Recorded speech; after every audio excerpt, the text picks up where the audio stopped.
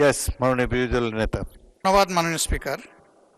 এখানে শুধু প্রস্তাবনাটা এসেছে, কিন্তু অরিজিনাল বিল কি ছিল সেটা এই মুহূর্তে আমাদের সামনে নাই।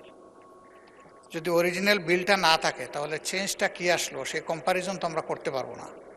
বলা হয়েছে যে ওয়েবসাইট ওপেন থাকবে, ডাউনলোড করে এটা নেওয়ার জন্য, ওখানেও তো খরচ হবে, জারি খরচ হবে।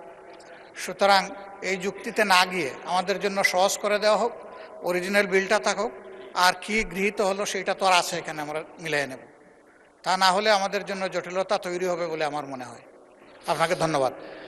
যেই ধারায় সংশোধনী আনা হয়েছে তার সাথে মূল আইন না দিলেও মূল আইনের সংশ্লিষ্ট ধারার সাথে কি পরিবর্তন সেটা আপনাদেরকে ক্লিয়ারলি একটা স্টেটমেন্টের মধ্যে দেওয়া হবে, উপস্থাপিত হোক।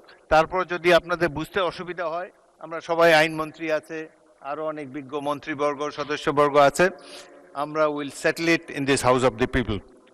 ধন্যবাদ।